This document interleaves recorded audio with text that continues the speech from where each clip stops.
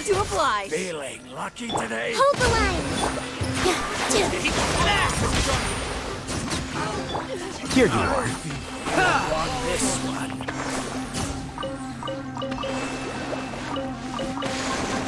Take that!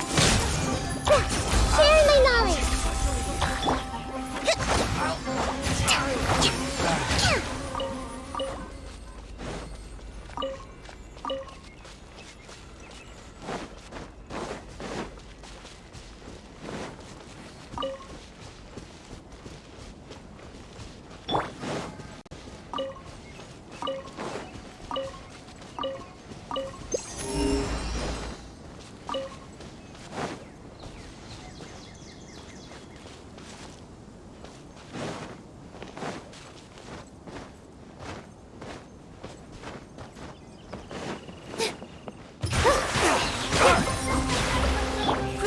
Grow. This may hurt a little.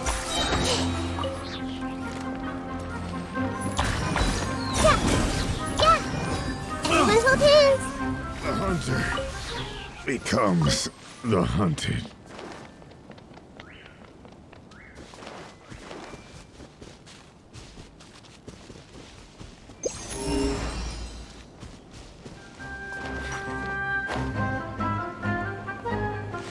Hey! Here! Rest! Rebuild! We'll meet again. I see everything!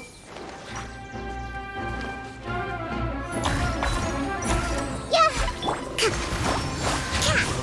Let's move out.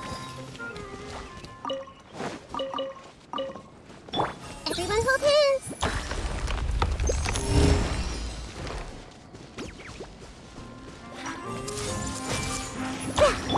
With all my strength! Flicker.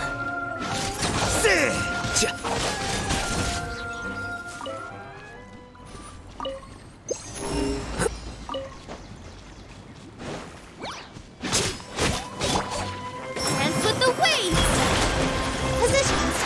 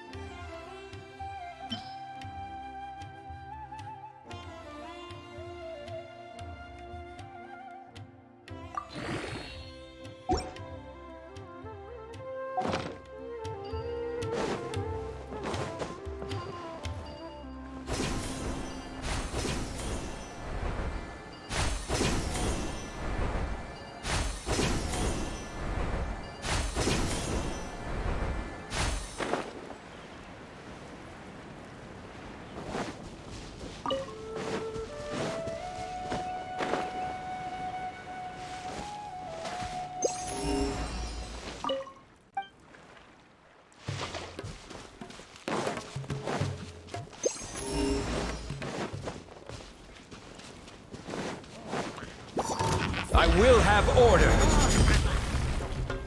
Stabilize.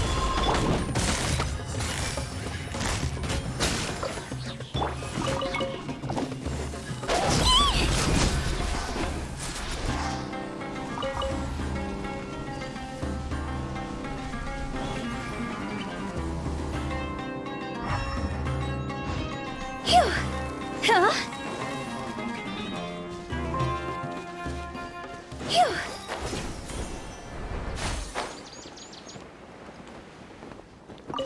Go!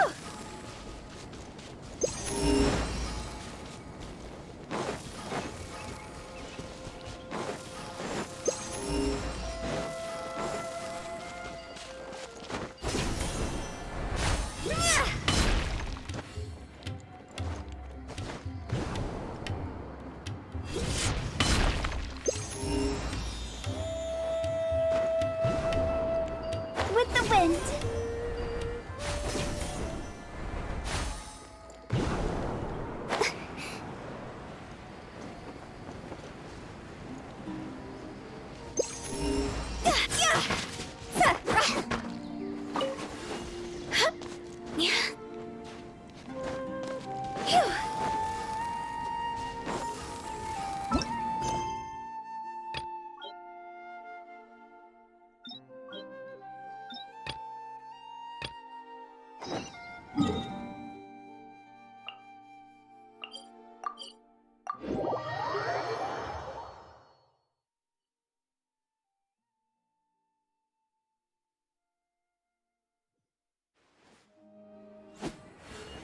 Go!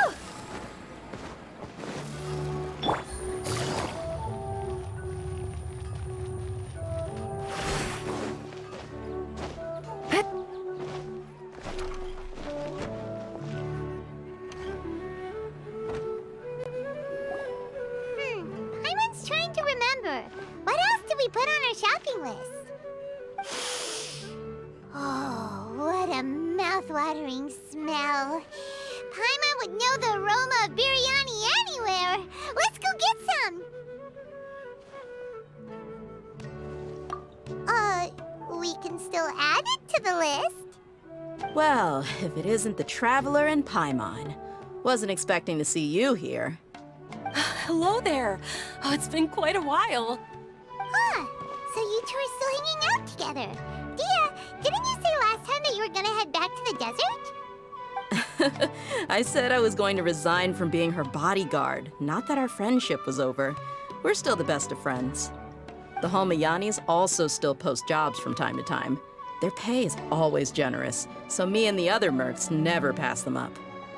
I told Dia to just stay at our place when she took one of those jobs a few days ago. My parents were delighted.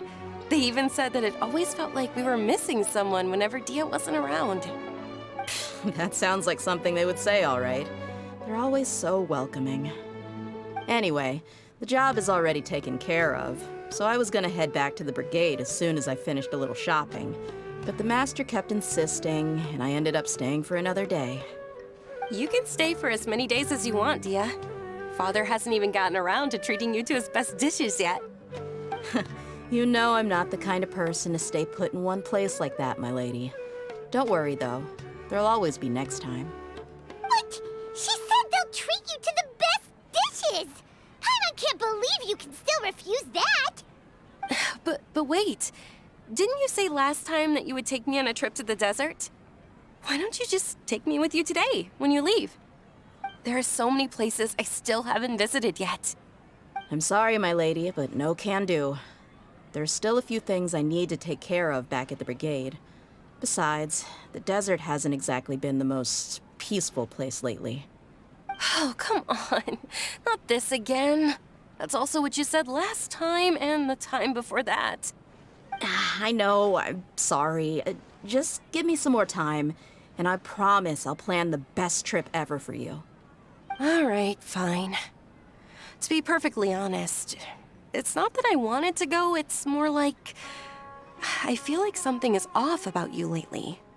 Ever since you first set foot on the estate a few days ago, you've been acting anxious and even paranoid. Have you been delaying our trip because you've run into some kind of trouble? Nah, are you kidding? You're worrying too much. Would you swear on that? Friends shouldn't lie to each other, you know. I wouldn't pry any further if you're willing to swear on what you just said. But if something really is bothering you, then just tell me. You know I'll help you however I can. Oh, looks like Junior's was onto something. You're too perceptive, my lady. Seems I can't hide anything from you. I just thought that nothing good could come out of telling you about the messy happenings of mercenaries. Knowing too much only leads to more trouble. Mercenary life is a dog-eat-dog world where Mora reigns supreme. Everything operates on a completely different set of rules. That doesn't change anything about what I just said, though. We're still friends, and I can only support you if I understand what's bothering you. My lady, you're not gonna stop until you drag it out of me, are ya? All right, I'll share what I know. Let's go somewhere else first. This isn't exactly the best place for a discussion. Okay, let's talk here. Just try not to draw any extra attention. As you may already know, the Eremites have both a lot of mercenaries and a complex organizational structure. Many mercs are no different than me, just going around looking for jobs to earn some mora. My brigade is called the Blazing Beasts. We're not a large group, but every member is loyal and brave. However, not all Eremite brigades are like mine. Some are willing to cross all kinds of lines for the sake of mora. The most notorious is a faction known as Deshret's Relics. Deshret's Relics? Judging from the name, they must really look up to... Yep, you got it. I've heard that you've already crossed paths with Ain al-Akmar. They're one of the groups under the Relic's banner. Oh, you mean the group that tried to sell us the Divine Knowledge Capsule? Yeah, they weren't friendly at all. Deshret's Relics is composed of many smaller brigades like Ain al-Akmar. The Relic's headquarters issues orders to all brigades under his control. On any other day, I would want nothing to do with them. Unfortunately, though, the brigade that's stirring up trouble now is none other than Dakan al-Akmar. Dakan? I think it means beard or something. Believe me, it's a really stupid name. I found it insufferable for years.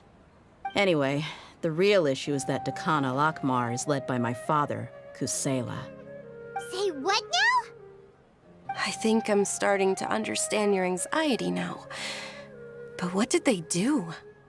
I won't go into details, my lady, but they've been involved in a lot of violent incidents. We're talking hundreds. Hundreds? Yep. The scenes tend to be quite gruesome, too. They strip the victims of all their valuables before murdering them. Not only have they targeted merchant caravans and ordinary citizens, but other mercenary brigades as well. That's beyond terrible. They won't even spare their own kind. I don't know how Deshret's Relic sees it. All I do know is that Dakan al-Akmar has become more and more aggressive over the last few years. If I don't do something about them, then even my brigade or the people of Aru village could become their next target. I just wish I knew what's driven him to do this. Yeah. How can your father do such terrible things? I don't know. People change. He's always been pretty pathetic. But at least in the past, there were still a few lines that he wouldn't cross. That's setting the bar pretty low.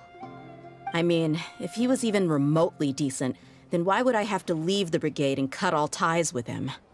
He was loud and foolish, with no real sense of purpose. Instead of doing anything useful, he spent most of his time drinking and chasing after women. Of course, the other brigade members were just like him. Their ruckus would go on night after night. Sounds like a nightmare. What about your mother? Did she ever step in to stop them?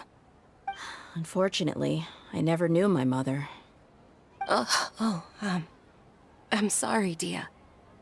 I didn't know. It's all right, my lady. That's pretty common in mercenary circles. Didn't I mention that my father was chasing after women? I was the result of one of those encounters with some random person. He told me that he wasn't sure who my mother was. And in any case, she never came to see me. He'd say, "You'll be fine as long as you remember to stick with Dad." But even then, he left most of the parenting to the brigade. The one thing I do remember is that he used to tell me stories. But the problem was that he had terrible taste.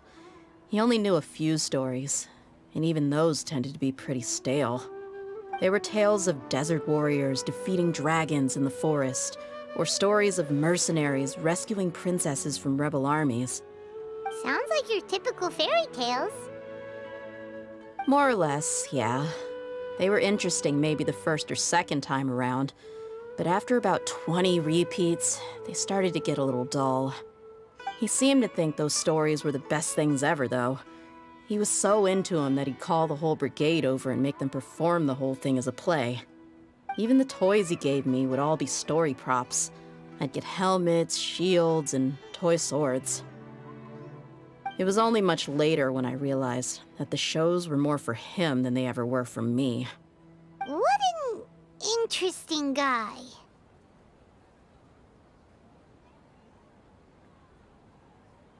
Yeah, I've always found him pretty childish, but that was something I could just shrug off. I had no reason to despise him. Until I grew up and learned the true face of Deshret's relics for myself. Looting, blackmail, violence, and fraud. They not only accepted such heinous acts, they would even openly boast about them. No one in the brigade was any kind of hero. Instead, my father and his cronies were more like the bad guys that needed to be taken down. Did they really think that as long as they didn't do any of that stuff right in front of me, I would never know? I think I can understand your feelings. The difference between perception and reality must have hit hard. Yeah, but don't worry, my lady. It's all water under the bridge to me now. I had a huge argument with my father and left that place behind for good. I'm not investigating them due to any bitter feelings I still have towards my father. I just want to protect those that are close to me. Yeah, I told the boys to gather as much information as they could. Most of the reports concern violent incidents, but there's also some talk of smuggling. I see. But isn't this investigation incredibly dangerous?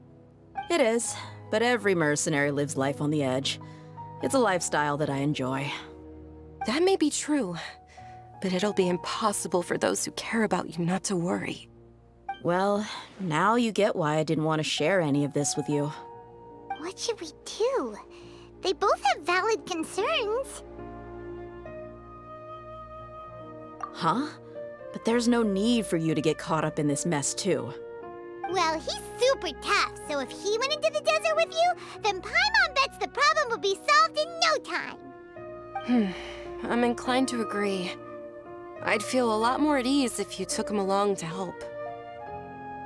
I'll wait for news from you in the city until then. Please, stay safe. I'm honored that you care so much for me, my lady. All right, then let's get moving. Our first stop will be Caravan Rebot, where we can catch up a bit with my fellow mercs.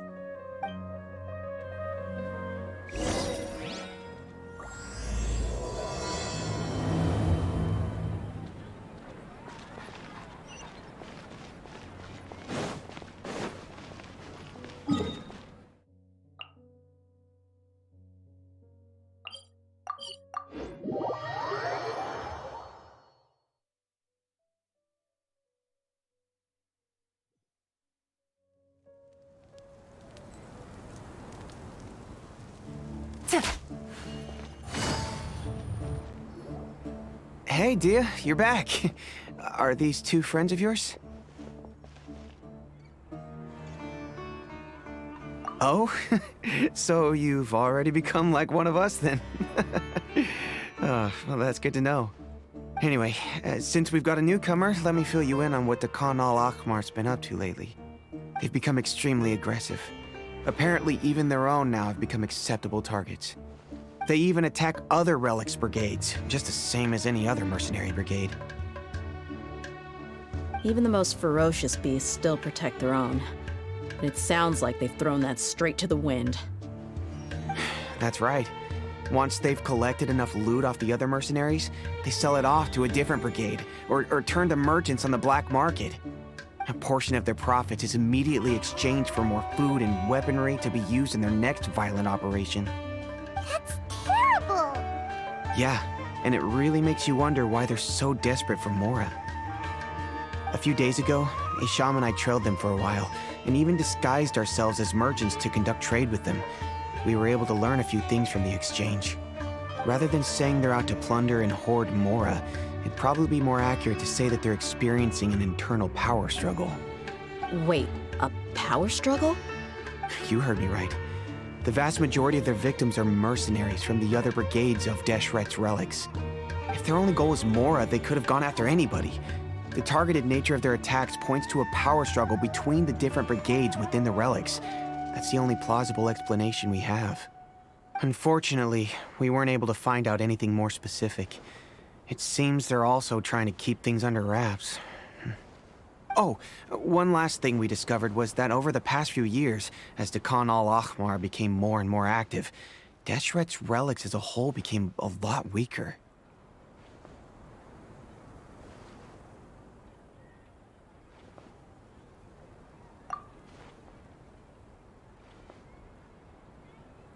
It sounds mighty strange to me, too. Harun, you can leave the rest of the investigation to us. Gotta say, though, I didn't expect you to go on a whole undercover mission during the few days I was gone.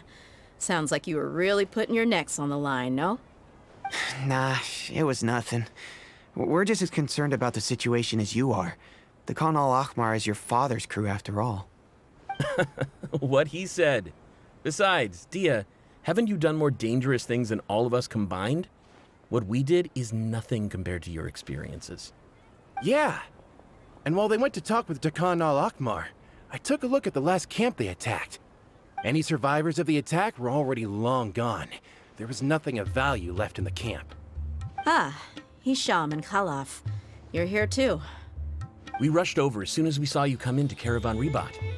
Although this new friend of yours looks a little green behind the ears, I'm sensing a special vibe from him. Now that we know you'll have a capable partner with you, we can also rest easy. Hey, what about Paimon?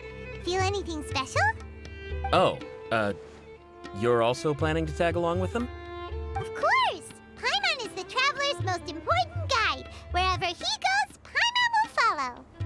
Oh, in that case, then you'd better take care of her too, Dia. Don't underestimate Paimon! Don't worry about her. She may look tiny and helpless, but she's been through just as many battles as the Traveler here. Even if she had only survived on sheer luck, then that alone would still make her quite formidable. I had no idea. I guess I shouldn't judge by appearances. Oh, one other thing, Dia. When you're free, why don't you update the deputy about your upcoming schedule? We held another recruitment event a few days ago, but everyone only came to see the Flame Main. You weren't around at the time, so people were pretty disappointed to only find our crew of rough, unkempt guys. The deputy put a lot of effort into the event, but it was basically for nothing. Only a few people chose to stay, and that really got to him. Sorry to hear that. I'll be sure to bring him some great liquor next time. I left in a hurry and I couldn't make it back in time for the event. Gotta admit, I can understand their disappointment, though. You're our brigade's main selling point, after all. Now, if only the deputy could figure out a way to bring a few more smoking hot members into our ranks. Keep dreaming. Remember the last time I invited a couple gals into the brigade? You all just froze up with your mouths gaping like a bunch of scarecrows. The awkward silence and weird expressions left quite the impression on them. They were originally interested in joining us, but after that, they both told me they were too uncomfortable to stick around. Hey, didn't we agree to never bring that up again? Huh? Wait, are you serious? Why have I never heard about this? I don't think you were part of the brigade yet. Are you kidding me? I missed a once-in-a-lifetime moment like that and you weren't even gonna tell me? All right. We can tell you about it later. Now's not the time. Hey, don't you try to change the subject. You and Hisham get your butts over here and tell me everything right now. Are they always like this? More or less. There aren't many rules or graces when it comes to mercenaries. We're used to just speaking our minds. If someone starts getting under your skin, you just yell right back at them. And if that doesn't put an end to it, then you just challenge them to a fight. But we also don't tend to take many things too seriously. Being direct and getting it all out of your system as soon as things come up is better than keeping everything bottled up, never talking about it. That's also why I never spare their feelings when I talk to them. If I want to laugh, I'll laugh. If I'm angry, then I'll unload on them. It's hard to stop once you get used to it. Though, I can never do that when I'm with the Homayanis. Hey, knuckleheads! Can you at least tell me the rest of the intel before you go back to your bickering? Yeah, you hear her, Holloff? Told you we gotta focus on the investigation first. I drew up a map. Right here is the spot. There you'll find the merchant caravan responsible for getting rid of Dakan al-Ahmar's looted goods. All you gotta do is wait and ambush them in the evening. They'll have no idea what hit them. Perfect. Thanks for that. Be sure to pass my regards to everyone else in the brigade as well. Will do. You stay safe, Dia.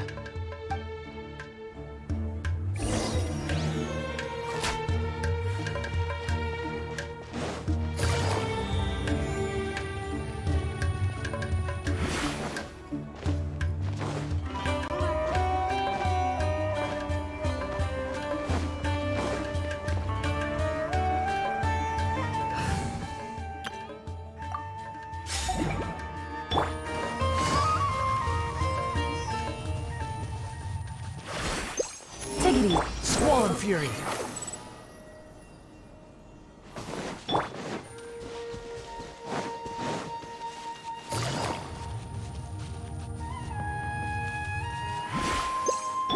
The wind rises.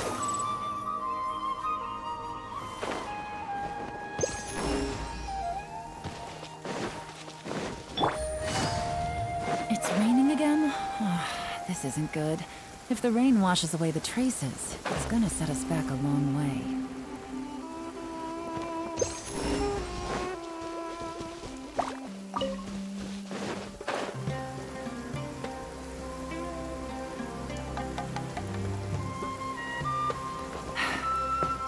Squall and Fury.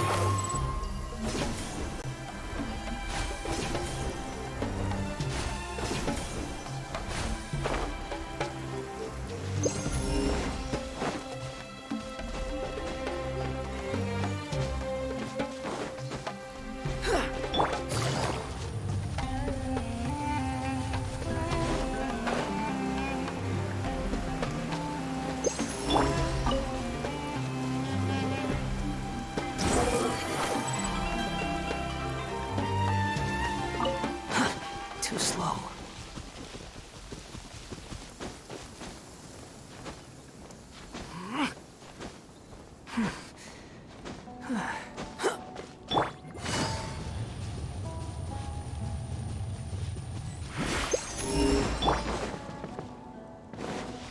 The wind rises.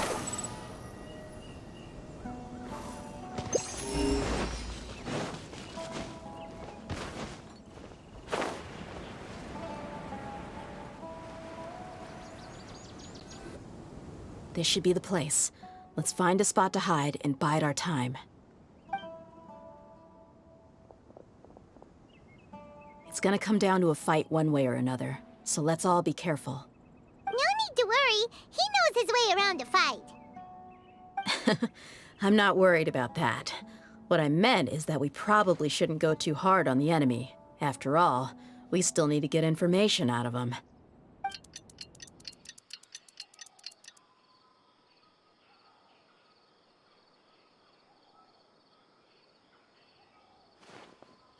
Here they come. You ready? Let's not give them a chance to react and end this quickly. Cha!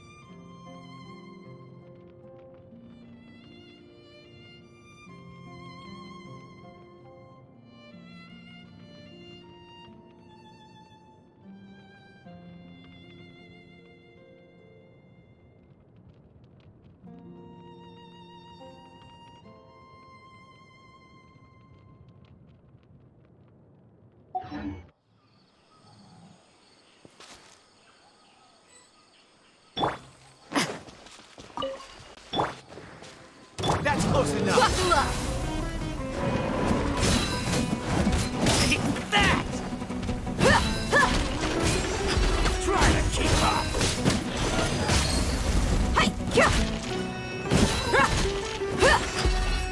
No more tricks up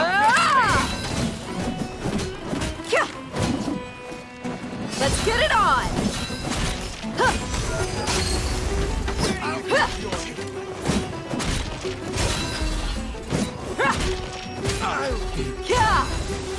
Law of the jungle. You want this one?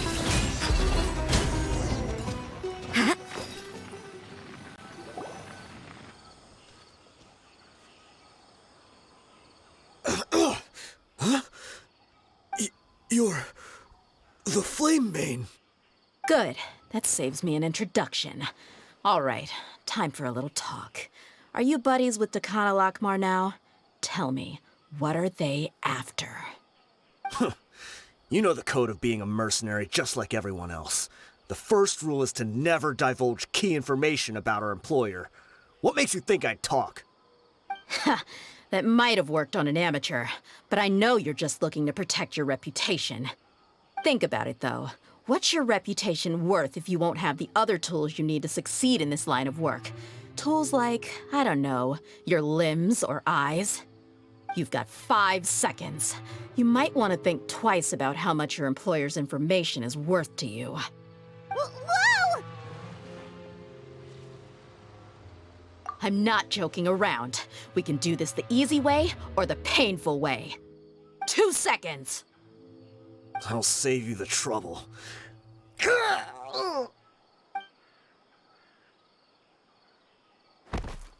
Huh? Are you crazy? He tried to bite off his own tongue. Quick, search the area for any first aid supplies. I definitely didn't expect him to go that far. Thankfully, the wound wasn't too deep, and he just passed out from the pain. But why would he be so extreme? I just wanted to test his mettle. You can get a lot of mercenaries to talk just by threatening them. I didn't expect him to be willing to go through so much pain just to deny us some intel. Well, he's out cold for now. We could wait for him to wake up, but maybe it's not a good idea to interrogate him any further. What should we do? Yeah, don't worry about it. It'll be a waste of time to interrogate him again after that. He might just hurt himself again if we start asking. There are lots of goods around here. Let's search the area. Maybe we'll be able to find something. I'm really sorry.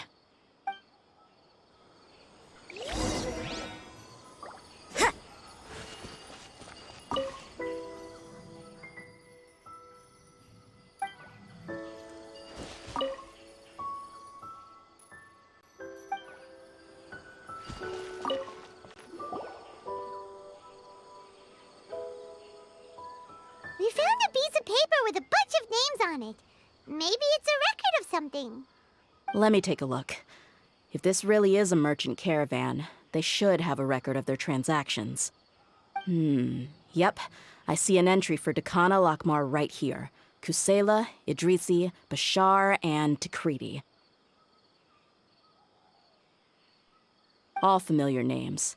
Dakana Lakmar has been trading for a hefty supply of food, weapons, and medicine. It seems that in the past, they used to receive some canned knowledge as well. This caravan is just one link in their logistics chain. Once in the rainforest, the caravan will exchange the looted goods for Mora, and the funds will then be passed to a specific person. That person will then pack the caravan full of necessary goods, which will then be brought right back to Dakana Lakmar. Wait, why is there no Mora value recorded for the final transaction? No value? Yeah, every transaction before the last one was marked with an exact amount of Mora, but the final one, where they paid for everything to be brought back to the desert, was simply marked as delivered. Perhaps, but they couldn't have known how much they would make off selling the loot. Do they not care about profit margins at all? Anyway, the next part's the records of the goods themselves. There are a lot of entries. Everything was probably sourced from the rainforest. Huh? What's wrong? Shazamon Homayani? Homayani? You mean Dunyarzad's family? Could it just be another family with the same last name? I'd be surprised to find someone with the exact same first and last name. Shazamon Homayani is Dunyarzad's father, and the head of the Homayani family. Just what the heck is going on here?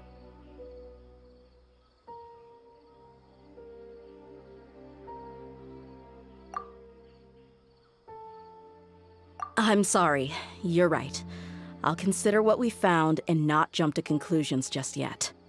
But what this piece of paper confirms is that the Homayani family has been providing goods to Dakana Lakmar. What if the Homayanis have been kept in the dark and don't know they've been trading with Dakana Akhmar? That's a possibility, but if that was the case, why is this caravan specifically named Shazamon as their person of contact? They could have just as easily bought goods such as food and medicine directly from Caravan Rebot or Port Ormos.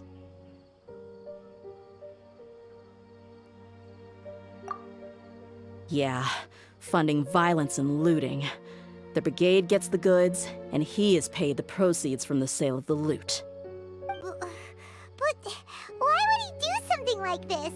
It's not like the Homayanis are in need of money. I honestly have no idea. I've been to their estate many times, and I've never noticed anything suspicious. The only potentially large expenditure I could think of would be the treatment costs for Dunyarzad's Elazar. Maybe they borrowed a lot of Mora in the past? But that's still just a speculation. I don't think the Master would stoop so low to make Mora. You're probably right. I know my lady's personality, and she wouldn't deliberately keep something like this from us. But what should we do now? All we found is just another mystery.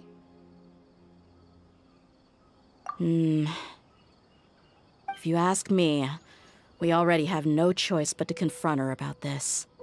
I'm not worried. It's too early to make a verdict yet. I still have faith in the Homayanis. Let's go find my lady again. We'll tell her everything and see if she's willing to lend us her support. If we're lucky, we can not only figure out the mystery of this paper, but also follow the trail of breadcrumbs to the people responsible at Dakana Lakmar. Dia, are you sure this is the best decision? What if instead of getting the help we need, we just end up revealing everything we've discovered to the enemy? I've considered that possibility, but even still, I want to tell her what we found. I think I owe her that much. True friendship is built on trust. She showed genuine concern for me when we first brought up the topic. I can't repay her kindness with doubt and suspicion. That's not how I deal with people. You're right. Paimon wants to trust Dunyarzad too. Yeah. Let's pay another visit to Sumeru City.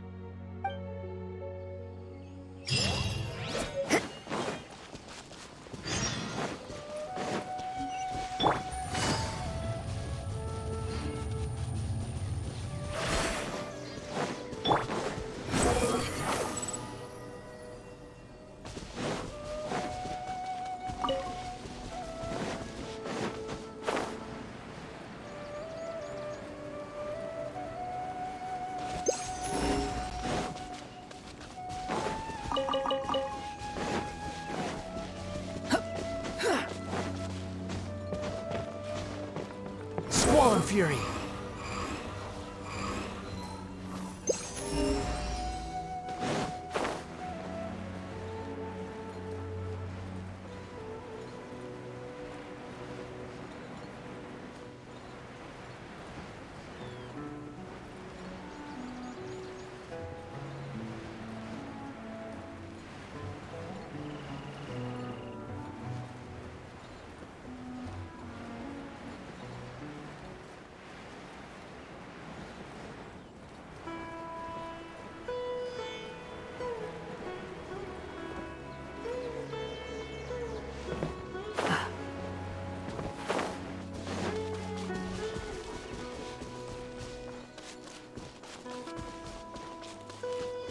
wind rises.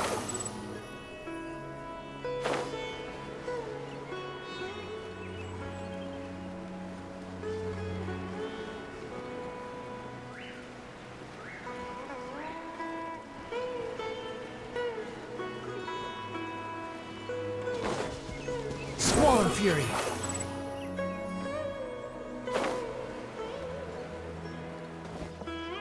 Quick fall. Behold!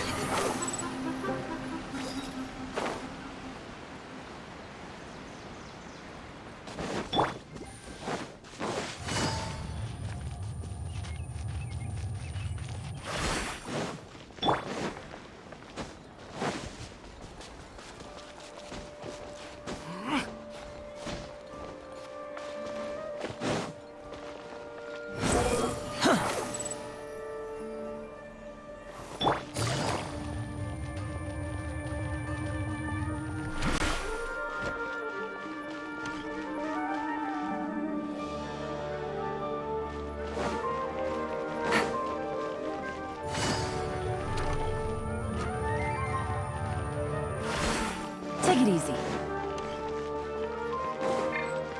The wind rises.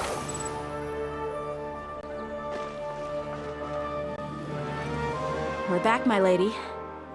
Oh, you're back a lot sooner than I expected. You mustn't have run into any trouble then. Well, how did it go? What did you come up with? Actually, we're still investigating. It's just that we've discovered something strange. I see. The clues you found have led you back here, in the city? Something like that. Yeah. You all look a little dispirited. Whatever you found must not have been very encouraging after all. Why don't you discuss it with me? Maybe I'll be able to say something to cheer you up? It's okay, my lady. It's not so much about me being upset with my father or anything like that. How should I put this? So something is wrong. Even the Traveler and Paimon have been uncharacteristically quiet.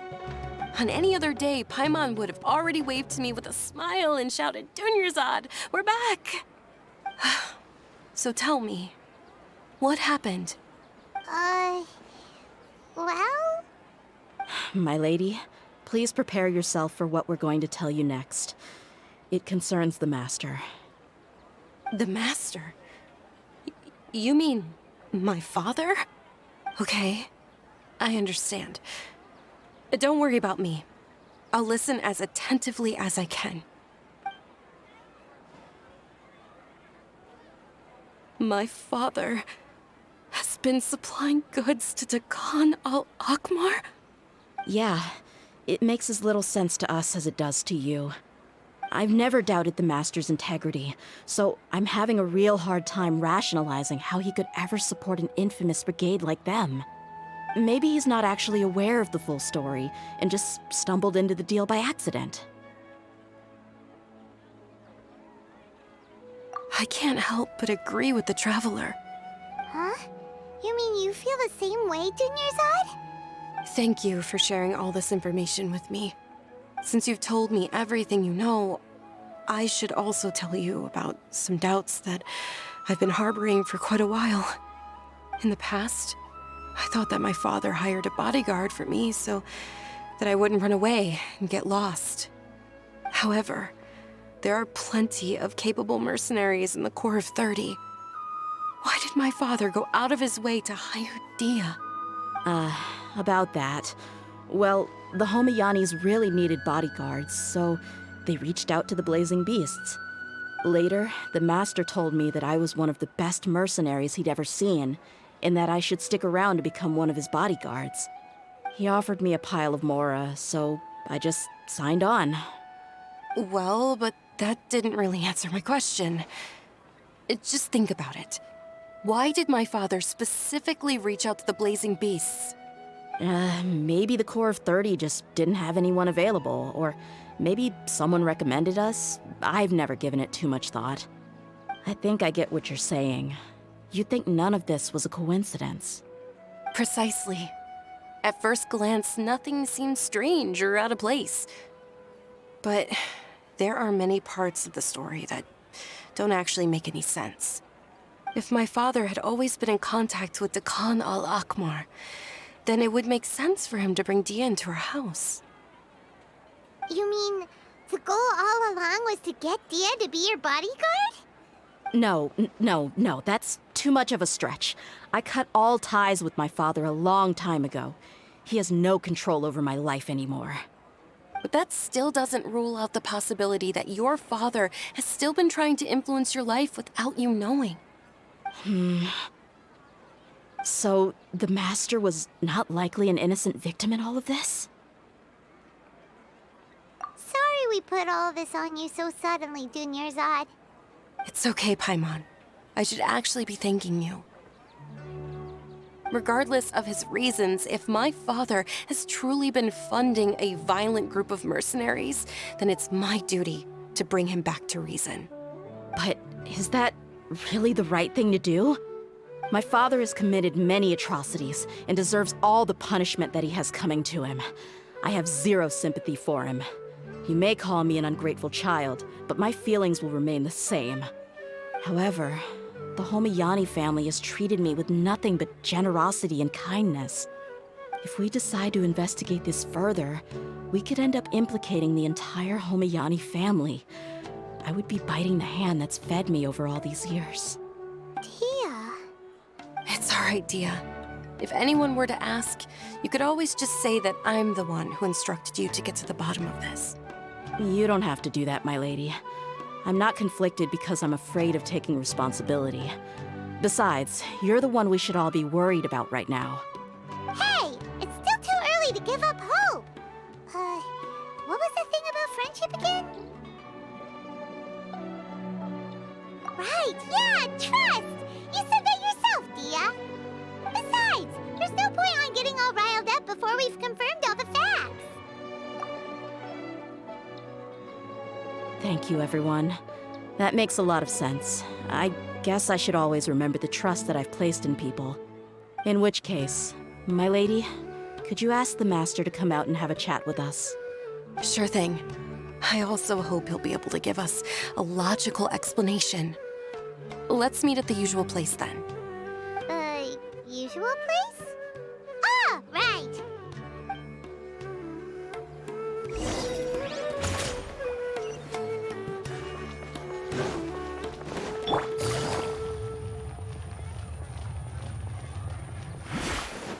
Behold!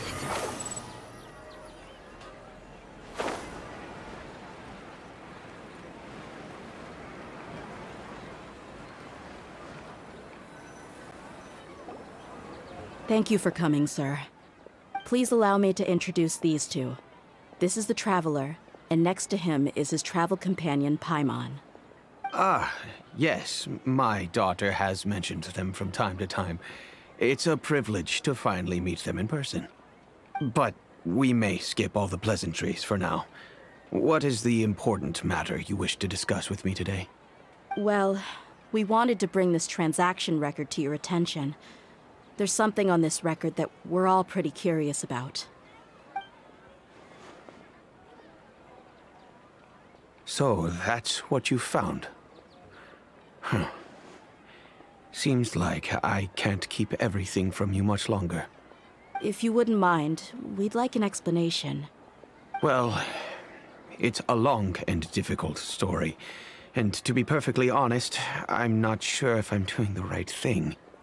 What I do know, though, Dia, is that the truth will bring you no solace. If anything, it will likely cause you a great amount of anguish. Wait, me? Yes.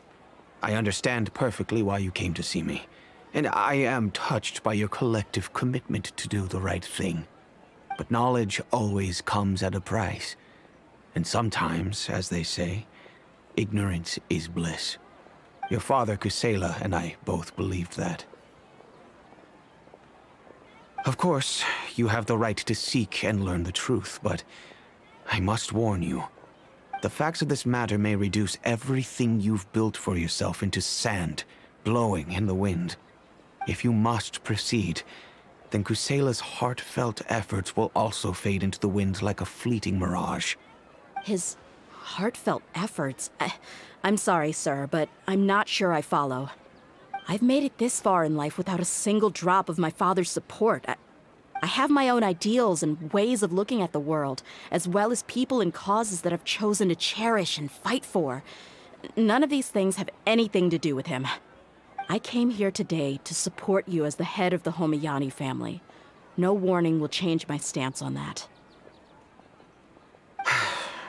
I understand. Then let me tell you a little story. Our family once needed to take a trip to the desert when Dunyarzad was just a baby. Along the way, we were attacked by bandits. They had superior numbers and quickly overpowered our bodyguards. When all seemed lost, a group of passerby Eremites lent us their support. Those Eremites were Kusela's brigade, Dekan al-Ahmar. Kusela's men told me that the attackers were Eremite mercenaries, just like themselves. I was shocked. Why would Dekan al-Ahmar go so far to save us and not spare the fellow Eremites? Kusela was grinning and walked over to play with baby Dunyarzad. She was startled by his unfamiliar face and nearly started crying. Really? I never knew. He said that he had no particular reason to help us. He just took pity on us because he had a daughter about the same age. We started talking about our children, and I sensed that he was a devoted father. To repay his kindness, I hired his brigade to help out at our estate for a time and offered everyone generous remuneration. So, that's what happened. It was many years before I saw him again. I almost didn't recognize him the next time he came knocking on my door. The man I knew to be strong and healthy had been reduced to a shell of himself. He couldn't even walk anymore without his cane. So, what happened to him? He was perfectly fine when I left the brigade. I'm not too sure myself. The only thing that didn't change was his cheery disposition. He said there was absolutely nothing to worry about and that he had gotten into a fight. That was all. He then suddenly asked me if Dunyarzad, now that she had grown, would need a bodyguard of her own. At the time, Dunyarzad was going through a particularly severe bout of her Elazar. There was no need for her to have a bodyguard when she could barely leave the house. But he kept coming back to the topic. Come on, it never hurts to be safe. How do you know a bodyguard won't come in handy one day? I was completely lost at first, until he recommended the Blazing Beasts, and in particular, a mercenary named Dia. So he was the one who recommended Dia to you. Indeed. He didn't say it out loud, but it was clear that he saw Deshret's relics as an evil group who would eventually corrupt every member in their ranks. He was already beyond redemption, but he hoped that he would be able to detach his daughter from the vicious world of mercenary life. If Dia could stay in my house and keep working as a bodyguard, then gradually her affinity for the desert would decrease, and she'd be able to leave her previous life behind. And that's why you offered her such generous compensation? Yes, but not just because of that. From the moment that he asked me for that favor, I also began to see Dia as my own daughter. And that's also why I tried to persuade you to stay when you asked for permission to leave. I was willing to spend however much it took. Kusela saved my daughter and I all those years ago in the desert. I could never refuse him entrusting his daughter to me. He was always like that, acting like he's oh so smart and self-righteous. Kusela said that he'd reimburse me for a portion of Dia's fees. I refused to take any mora from him, but he'd always send me funds anyway. Eventually, I just accepted them as a token of his gratitude. And that went on for a while until I received another letter from him a few years ago. The letter contained a request to help him buy food, weapons, medicine, and even explosive materials. Wait! Isn't that around the time that Khan al-Ahmar started becoming more aggressive? That's right. When I started to hear some nasty rumors, I became wary. I wanted to meet him face to face to discuss things. But by then, he was no longer receptive to my requests to talk. If I had to guess, it's probably because he doesn't want to put Dia at risk. That thought occurred to me as well. I figured that he probably came to me for help because he had nobody else to turn to. After some deliberation, I decided to send him some food and medicine. I turned down all his requests for explosives and weaponry. I am aware that even such a reduced gesture of support could lead to others coming to harm, but I could not simply reject his plea for help. In the end, it probably was the wrong decision. I plugged my ears to the rumors and just chose a solution that made me feel least guilty about myself. If you can, please tell me where he is now. None of the things he's doing right now make any sense if he's just trying to keep me from getting tangled up in his world. If all he wants to do is steer clear of me, then maybe he shouldn't have brought me into this world in the first place. Oh no. Dia, please don't feel that way. I'm just angry because I can't wrap my head around any of his actions.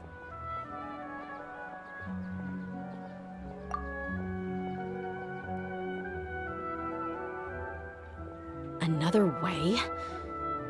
I don't know. I knew him, and he was nothing more than a childish brute. I can't understand what's going through his head. But I guess you do have a point. We haven't uncovered the whole truth yet.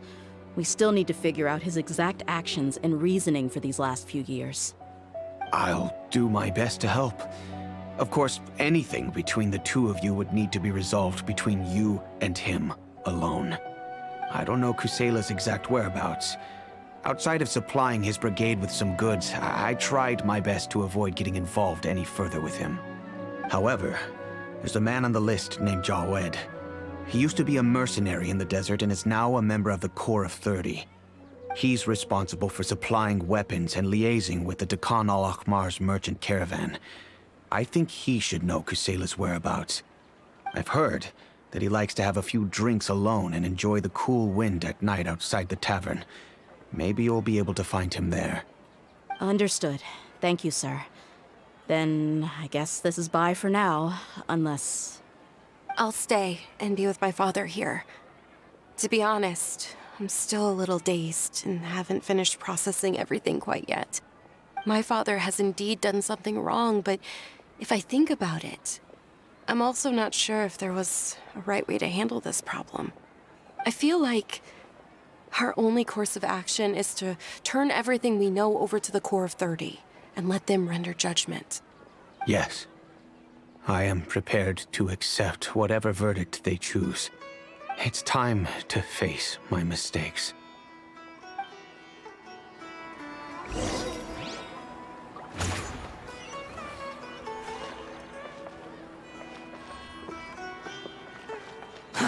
Too slow.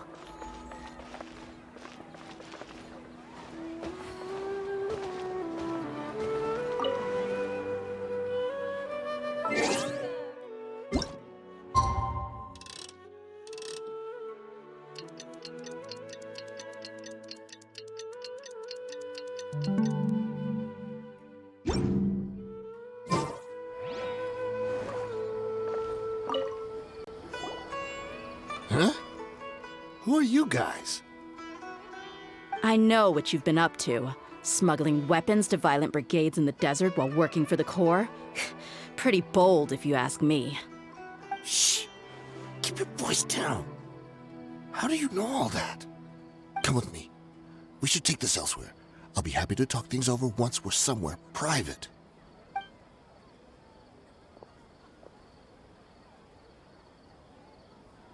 This place should do. All right. Back to my question. How did you all know about me? Don't worry about that for now. You know what kind of punishment you'll face once we report you to the Corps, I assume. Wait. There's no need to jump the gun. Let's talk this out. What are your terms?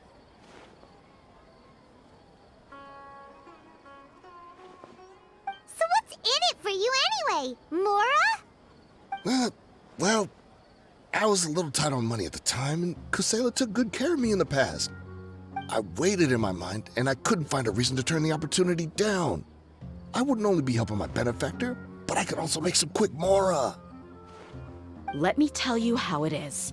We're investigating Khan al-Akmar, and we're gonna put an end to their operations.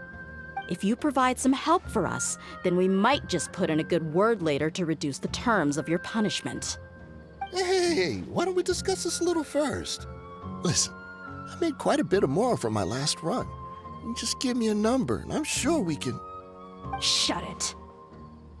My patience is running out. You should know when a mercenary is after something other than money. All right, sheesh. But you gotta promise you'll put in some nice words for me later. They're always on the move. Here's the spot they were at the last time I made my delivery to the desert. Feel free to go have a look. I'm just telling you though, it's not on me if they're not there anymore. Sure. And then you can forget about any nice words from us. Hey, come on. Now you're just being unreasonable. Really? And how do I know you're not leading us straight into a trap? Don't forget, you're the one with no bargaining chips. All right, I get it. Why don't you go take a look, and if they're not there anymore, I'll try to figure out something else for y'all. Now that's more like it. Let's move. And as for you, try to stick around the city until we get back. You don't want us to call the folks from the Corps and have them drag you back to the city.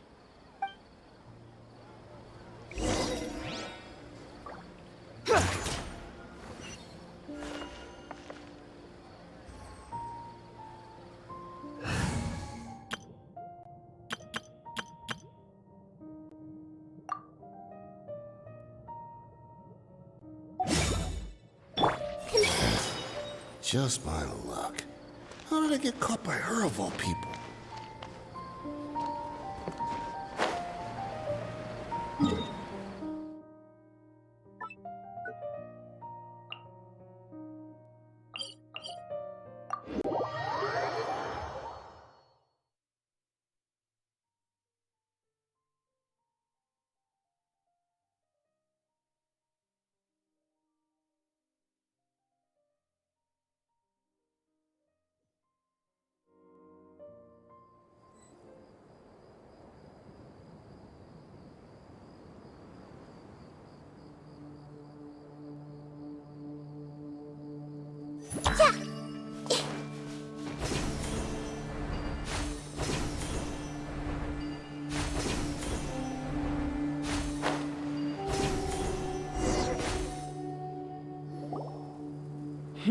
Seems like we're in luck. That should be their camp right up ahead. Let's go. We'll finally get to the bottom of this ourselves. I'm here to see Kusela. Tell him to get out here. Tia, why are you here?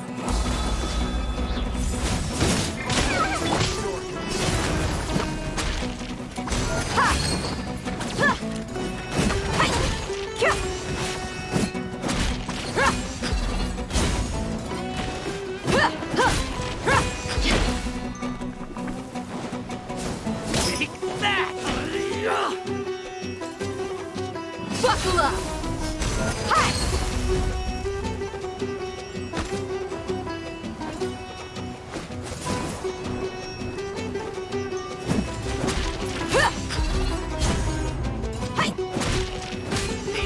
Where do you think you're going?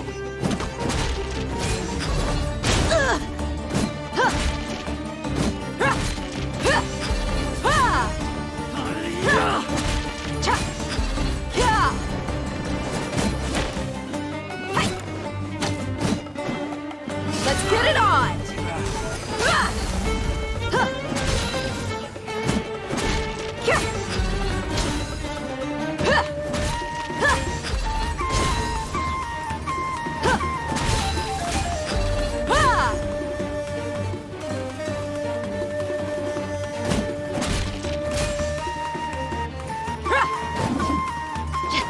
Buckle up! Haven't you all done enough? So are you also here to stop us? Stay out of this. It's got nothing to do with you.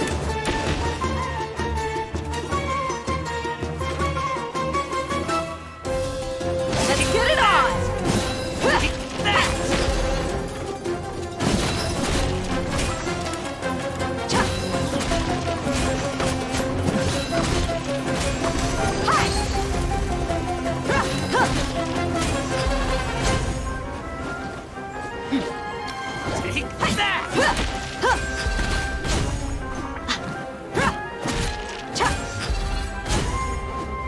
Look alive!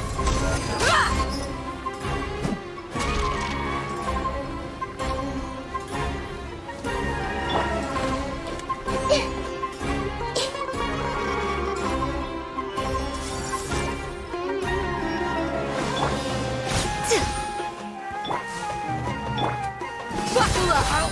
Take my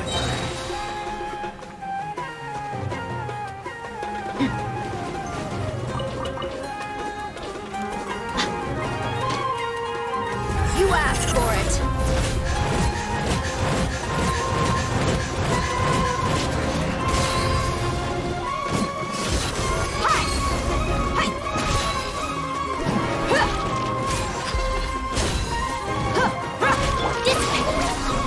This way pretty little.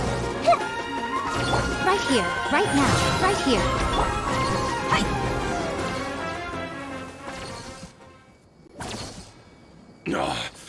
She's so strong.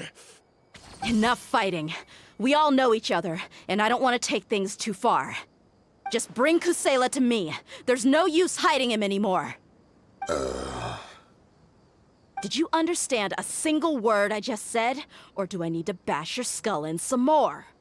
All right, everyone, let's all just calm down for a second. Dia, the boss can't come out and see you anymore. He died a long time ago. What? Seems like you've been out of the loop for a while. Guess that's for the best, though. At least, that's what the old man wanted. When did he die? What happened to him?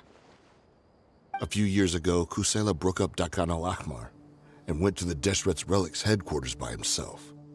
So is that when you guys started acting up? We would prefer to call it taking revenge. Every last person in Deshret's Relics must pay in blood for what they did.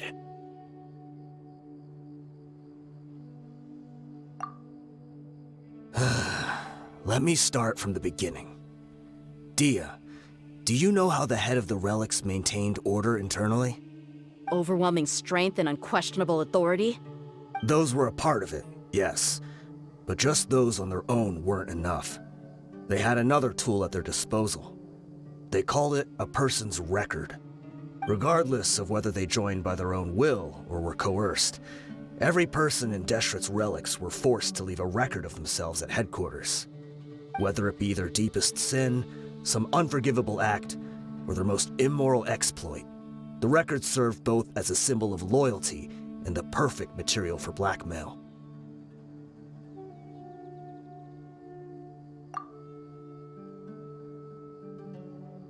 That's precisely it. Every one of us have a record. Me, Bashar, Tikriti, and all the boys who grew up with Dia and ended up joining our ranks. But you, Dia, you were never asked to provide a record, were you?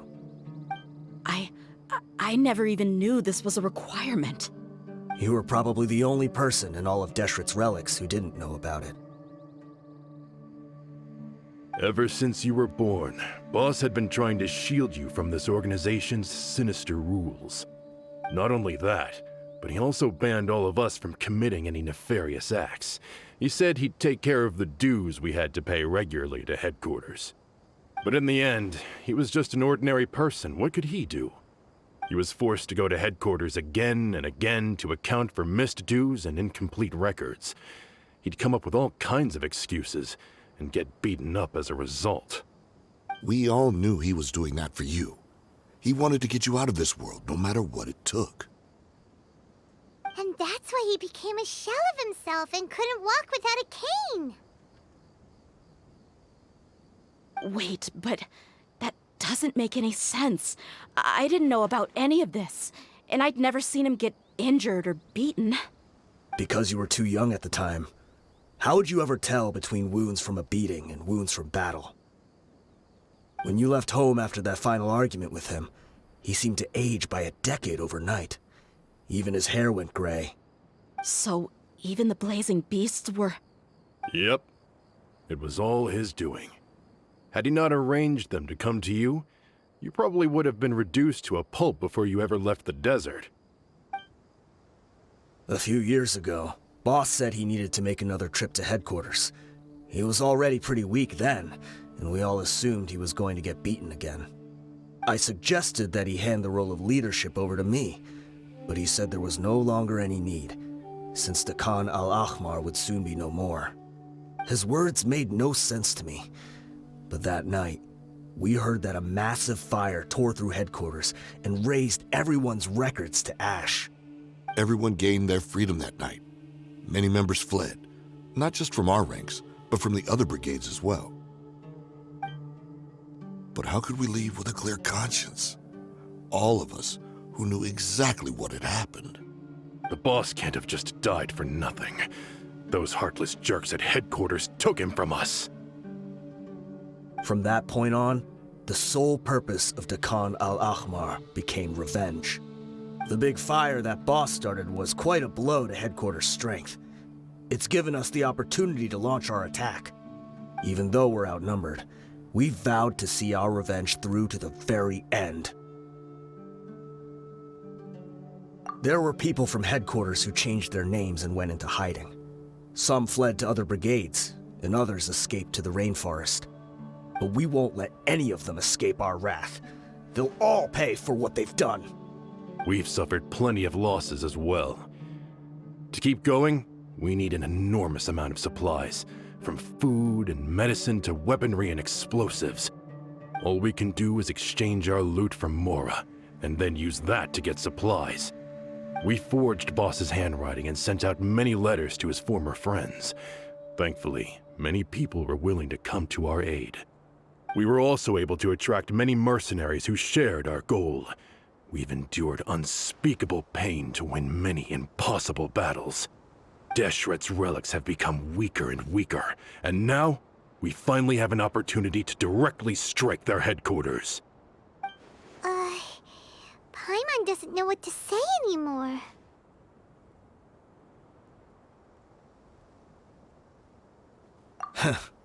We do know right from wrong, but we were sinners from the very beginning. We do not deserve the freedom that the boss won for us with his life. Boss always loved his old-fashioned hero stories. Those tales about sacrificing yourself to save the world. We used to always laugh at him for it. But in the end, he really went and lived those stories out himself. As for me, I never considered myself a hero. We're all the lowest of the low. We have no right to even imagine such an existence. But maybe those hero stories he liked foreshadowed everything that was to come. The spirit of the hero touched all those he had saved, and more people joined his cause. Maybe we were all just acting along with the play in the beginning. But as we acted the parts and recited the lines, we were drawn in. And now, we want to see the story through to the end. I'm sorry, Dia. I know you always found us insufferable ever since you were young. Just think of this as a madman ranting. I'll go with you. Huh? Dia? You wanna go with them? I grew up with these guys, and I know they're not bad people. It's just that some situations get so bad that it's difficult to tell good from evil. All I know is that Deshret's relics must be destroyed. Furthermore, I want to go see the place for myself. I want to know if my father is still there. I know you don't want to get involved in this, so there's no need for you to tag along. I can do this on my own. Yeah, Paimon feels like we'd only regret it if we don't see this through to the end. Thank you. We'll be a lot stronger together with you. I bet Boss would lose his mind if he ever knew you'd join us at the very last moment like this. Considering all the losses and injuries we sustained, we can't afford to turn down someone as powerful as you. He can think whatever he wants. But the fact is, I owe him this much.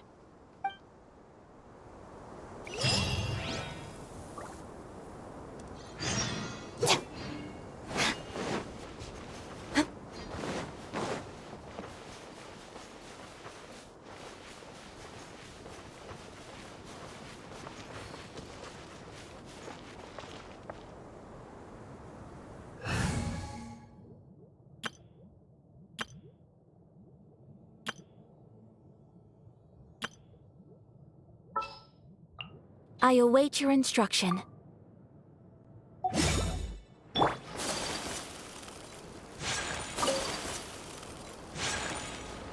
Obey! Wind Strider!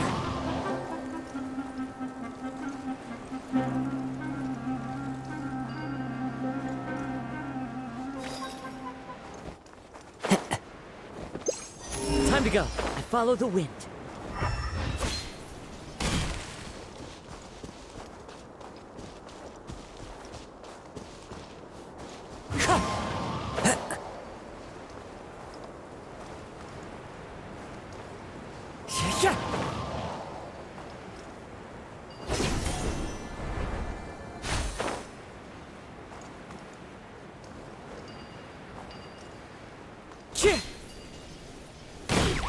Clouds high, the birds call.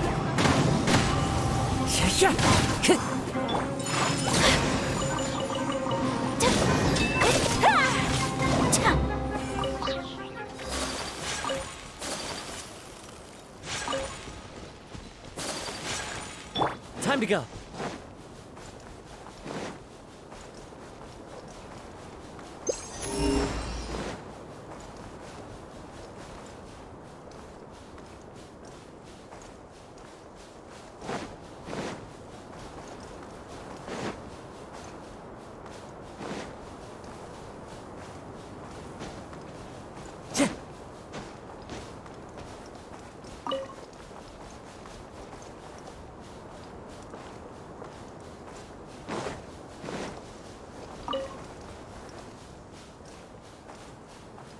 Unleash!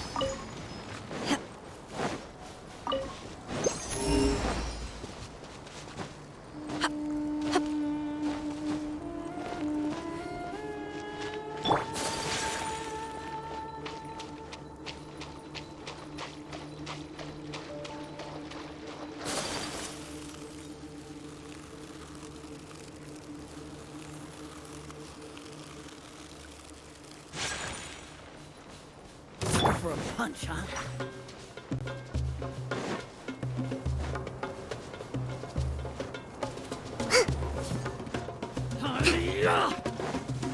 Let's move out.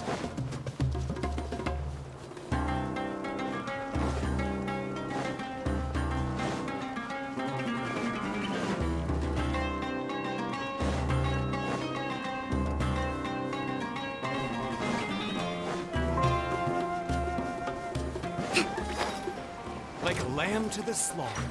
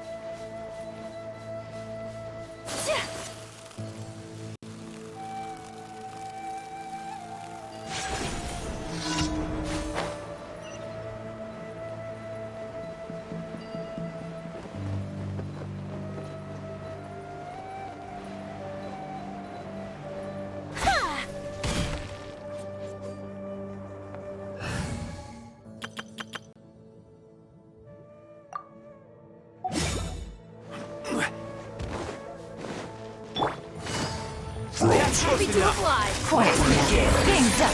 Cross over!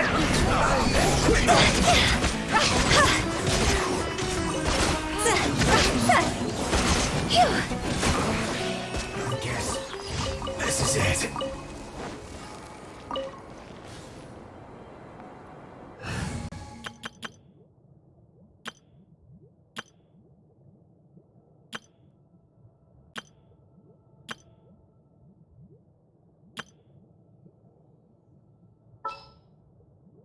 I've been waiting for you for ages.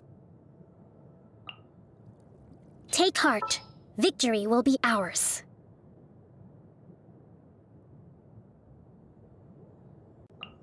How long will this require exactly? All right, amuse me.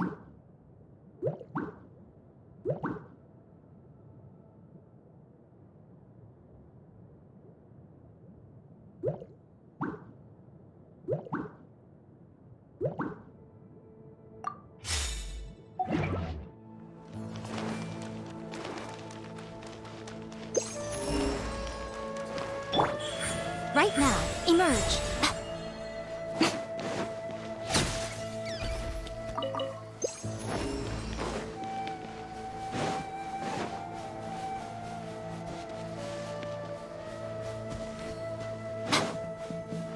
Right now, right here, right now. Allow me!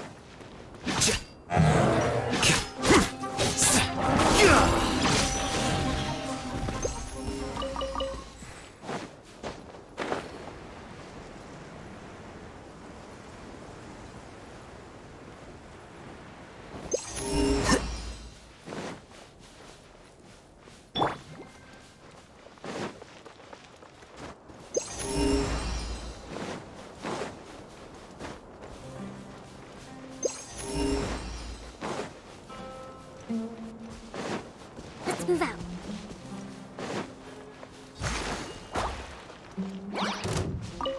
Hold the line!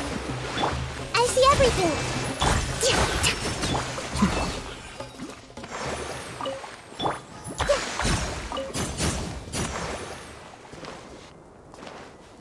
Everyone hold hands! Come on out. Emerge. Right now.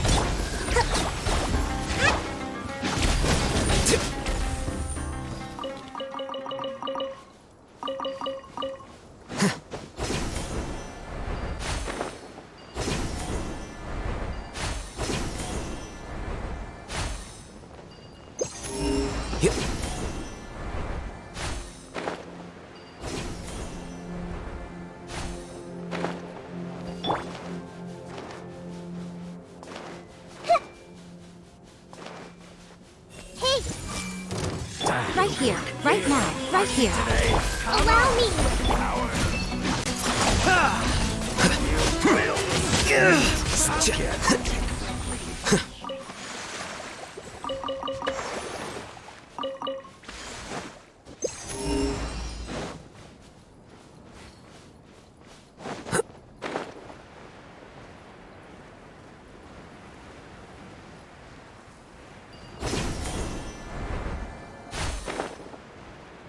Right now. Emerge. Right here.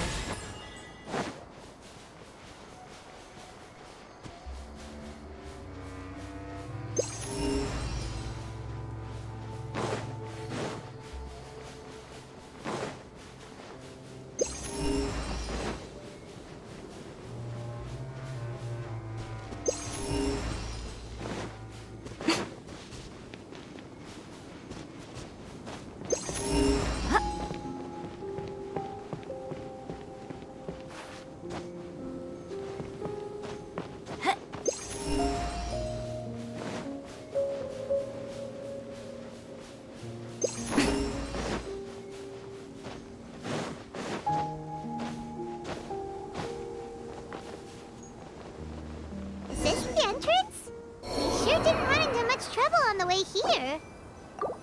Should be. I don't think they have enough manpower left to post guards and defend their perimeters.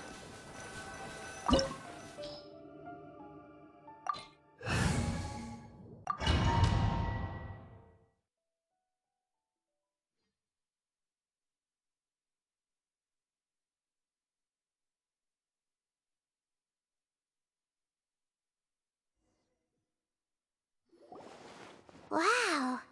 Paimon didn't expect it to look like this on the inside. They should all be holed up in here. Don't know how many people they've got left, though. Who cares? We'll round up all of them. Still, we should be careful. Even if they've only got one shot left, it could still take us out. Yeah, we'll know what they're really capable of once we've landed some hits on them. Deshret's relics may have been a force to be reckoned with before, but their name means nothing now. Yeah, they don't stand a chance with you here. I'll take the lead. I've been here once before.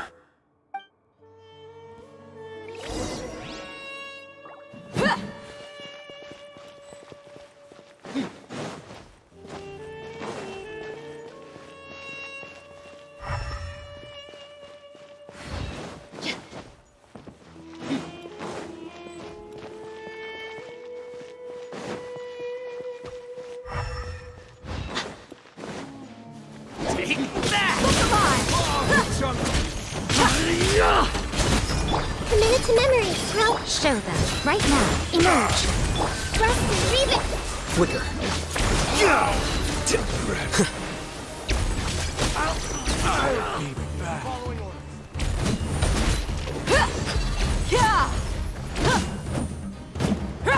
Buckle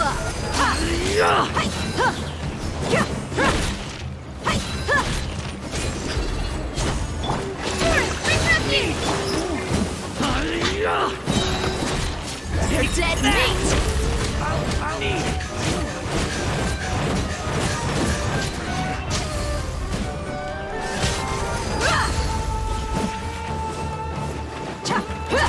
I see everything. Right here. Emerge. Allow me.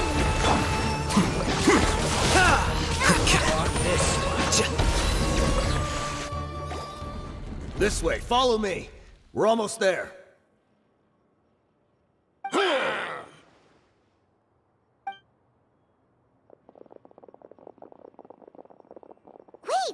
They went charging ahead without checking for any traps! Hey, you guys okay? It seems like we just got trapped in here. Don't think we triggered anything else. Watch out, the enemy's coming from ahead. Well, now that things have come to this, seems we'll have to fight our way through. Don't worry about us. We knew something like this could happen. Go and take a look around. There could still be another way through. Let's go! We can't let the boss down! Let's check if there's another way! The sooner we can make it through to help them, the better. Let's see. I think I see a way through over there, but it's being blocked by something. Let's try our luck with that mechanism. Okay, let's go!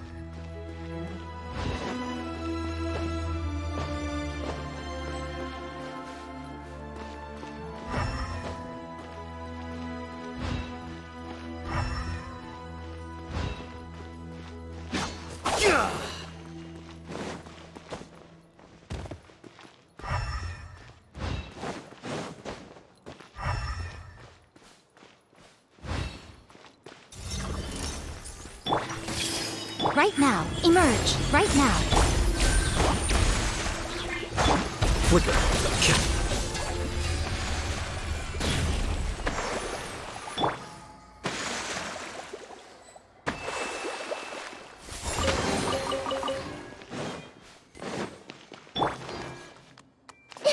Another mechanism like the one before, but this one's being blocked off in the middle. We just need to adjust it a little.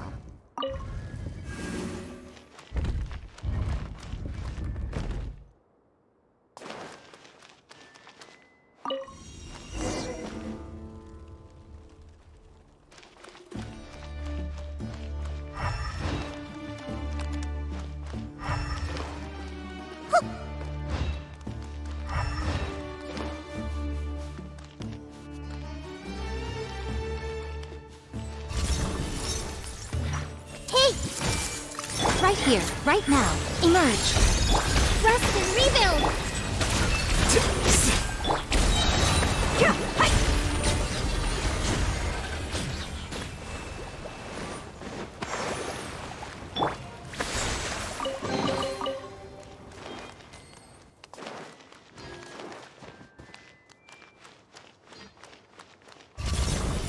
I see everything! Right here, right now, right here.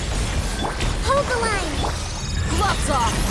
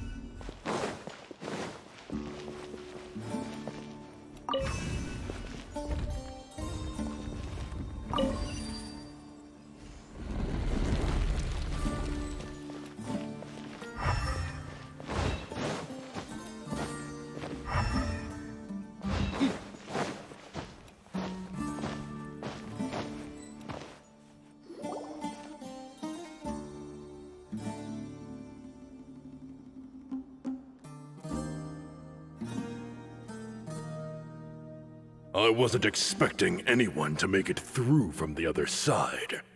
But as a desert dweller, I suppose we should be used to our folks defying all expectations. Don't waste your breath. You have nowhere to run. Run? Had I wanted to run, I would have fled 1,000 times already. I witnessed the golden age of Deshret's relics. Even if I could leave this place behind, all that awaits me now are endless days of humiliation and ruin. Even now, my brothers and I still believe in one thing. The greatest should never live to remember their fall. So you want to go out in a blaze of glory? Let us draw our weapons! We will show them the true power King Deshret bestowed upon his followers. They are but two, while we hold within ourselves the entirety of the relic's glory. Wave 1, charge! Eliminate them! Right here. Allow me! Let's get it on!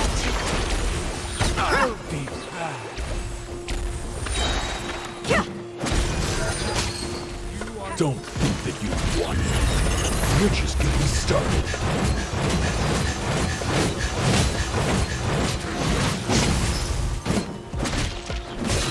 Buckle up! Hi! Now you're testing my patience. Emerge. I'm always watching. Right now. Right. King Deshret will not abandon any one of his followers.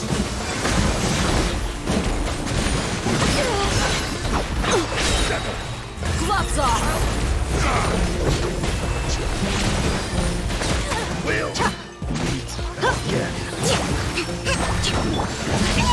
This way could... Come on out. Right now. Right here. Brothers! This is where we prove our faith. all just wanna die? None of us plan to leave this place alive! You're going. You asked for it. No. Goodbye. We'll meet again. Buckle up! The golden slumber. The commander has finally fallen. But they're still coming at us! This place is like a gladiator's ring. They just keep coming no matter how many we beat! Yes, keep fighting! There's no need to fear, and no need to back down! This is our last stand! When the next wave comes, try to draw away their attacks. I'm going to see if I can take out that high platform.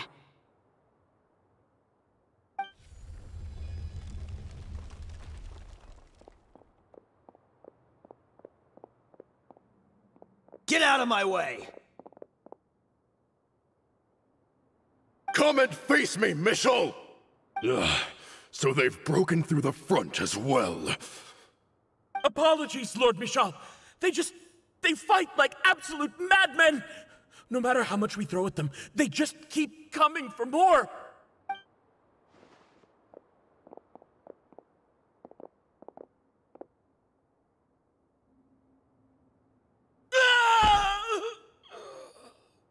So, it would seem like this is the end. Time to pay for everything you've done, Mitchell. You think I would give you that opportunity? I will be buried in the sand alongside all the rest of our fading glory.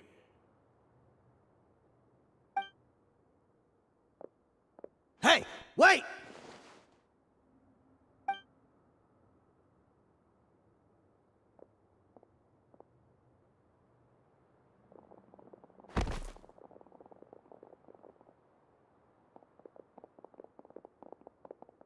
We were too late. It's over. There's no more need to fight. But if you're still going to cling on to your so-called mercenary's pride, then I'll give you all a good beating as well.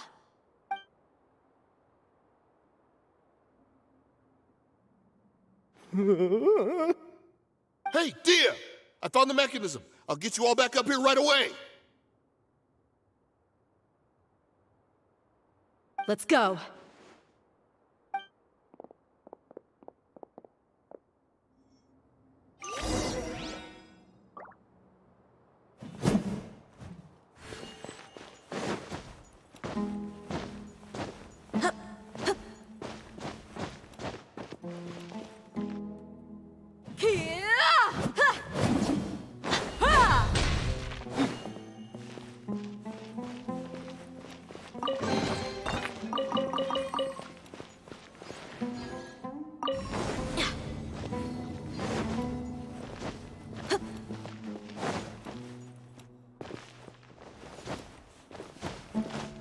Let's get it on!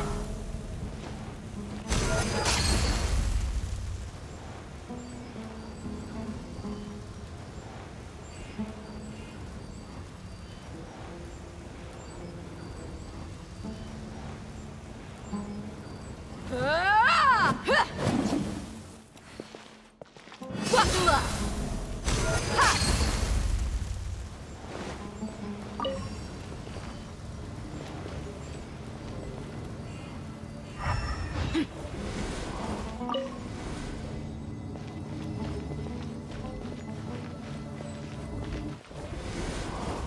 Who are you filthy rats? And why are you always pestering us?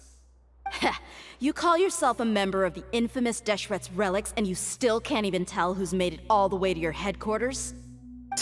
Who knows what intent a bunch of rats may have? We try to catch a couple, and you all just show up on the other side instead. How are we supposed to figure out what you're after? Hey, have you ever heard of a man by the name of Kusela? Why would I know? It's not like I'm in charge or anything. This is your last chance to talk. Hey, I said I don't know anything. I'm just an average member here. I'm telling the truth. If you're here to find someone, why don't you look through the records yourselves? Who can remember every name and face with so many people coming in and out every day? The irony. His life became a light for so many, yet to others, it wasn't even worth remembering. Where's the records room? Answer me! It's right over there. All the files are in there. You can go through them as much as you want. It's not like any of them still matter anyway. I mean the old records room. The old records room? You mean, the one that got burned down? Kusela. Ah, yeah, I remember him now. The guy who could hardly walk. Watch your mouth. That's our boss you're talking about. He was definitely faking it. We all let our guard down as soon as we saw him come hobbling in. But in the short time it supposedly took him to take a dump, he'd already gotten away and started a fire in the records room. He couldn't have possibly outrun us if he wasn't a fraud. And after that, Deshret's relics fell into complete disarray. Stop wasting our time.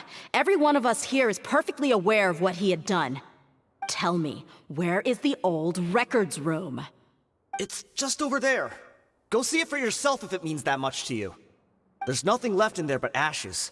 No human could ever survive that kind of inferno. Bashar, Tikriti, let's go. We'll leave the others here to guard these guys. Spare them no mercy if they try anything.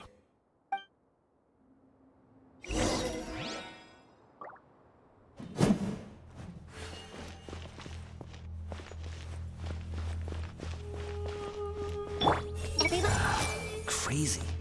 Every last one of them. I see everything. Crazy. Every last one of them.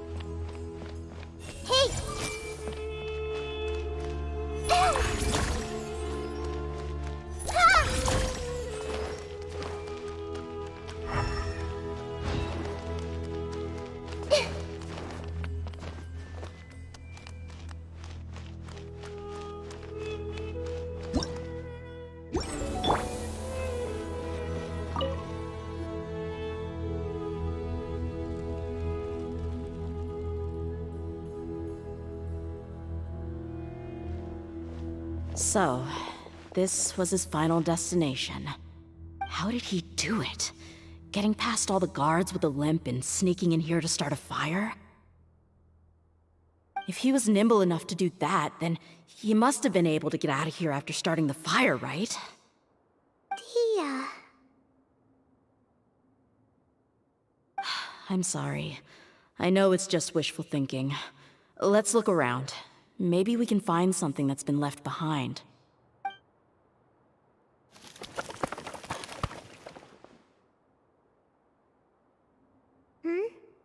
Is this a cane?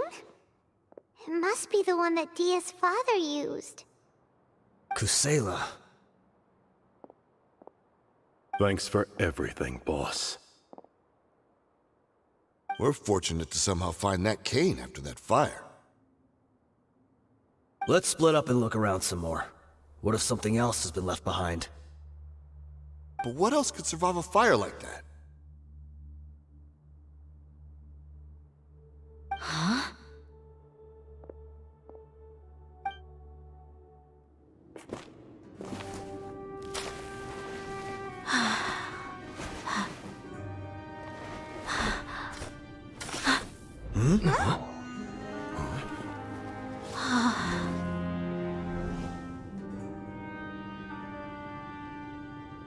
Thought so. Wait! Isn't that the toy sword you played with as a child?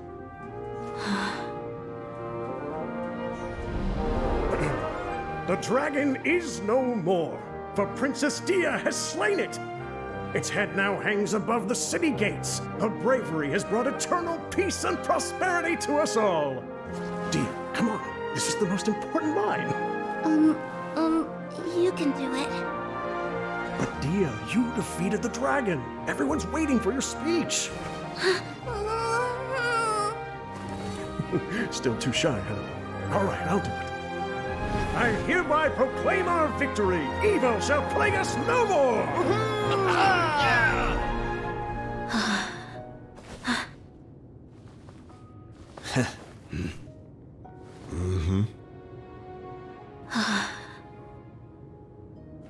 I hereby proclaim our victory. Evil shall plague us no more, Dad.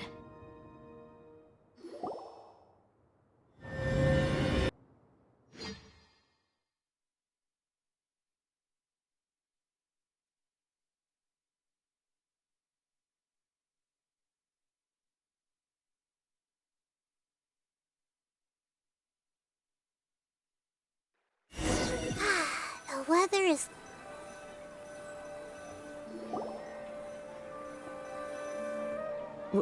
What's this? Don't you remember? You asked Paimon what she would do if she were to wake up tomorrow with loads of money. And Paimon said that she would get boatloads of tasty snacks.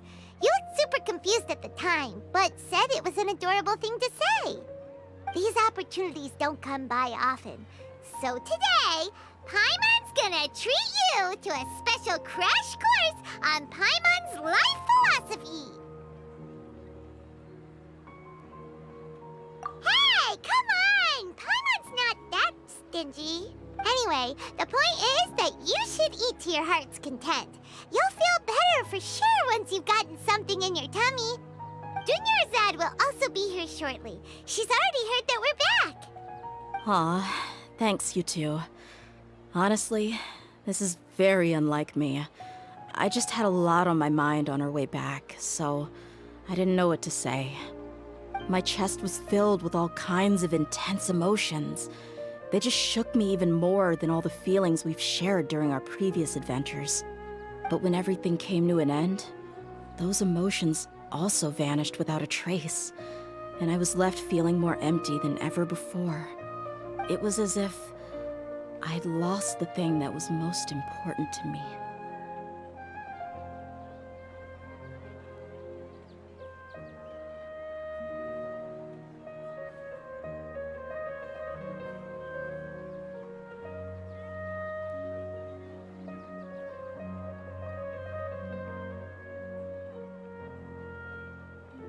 Yeah, you're right. To many mercenaries, Mora is the most important thing in the world. But perhaps to us, it's the most worthless thing of all. Idrisi and the others all used to say that they would quit if there was no Mora to be had. But when it came to avenging my father, there was no Mora to be made anywhere. My reality shattered when I found out that the father who always told me hero stories was in fact a bad guy. But look at me now. Am I any different? Despite all my promises about never forgiving him and never trying to understand him, I still went to such lengths to find out the truth and nearly even shed tears for his sake. We're hypocrites, all of us.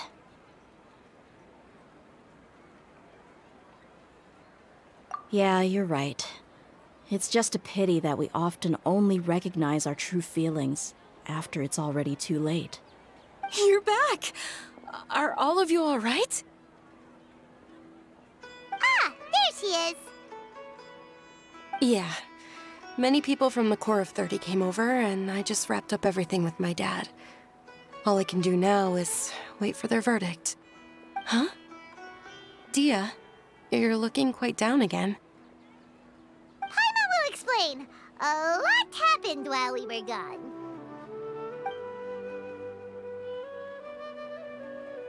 I'm sorry. I really should have controlled my emotions better. I just... It's all right, my lady.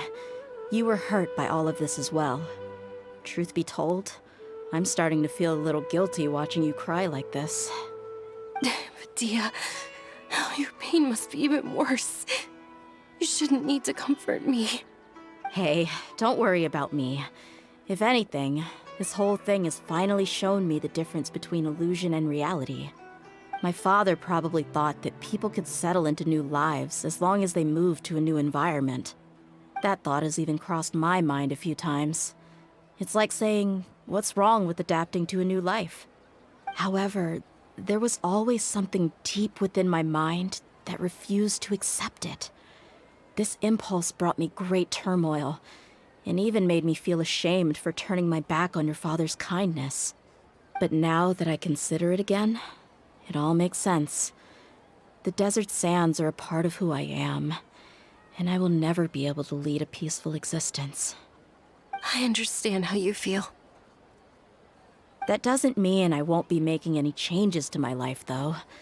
As an example, I'm now thinking about taking on some small odd jobs. It's just like Idrisi said. I also want to catch up to my father and become a character in his play. Even if the ending of the story may be childish and ridiculous, it won't really matter. Isn't that neat, though? Oh, you'll be a whole new kind of mercenary, one that's not out for Mora. Why don't we go for a change of scenery once we finish eating? What about stopping by the Grand Bazaar again? Right. You said you wanted to get a rug for your family. We'll come along too.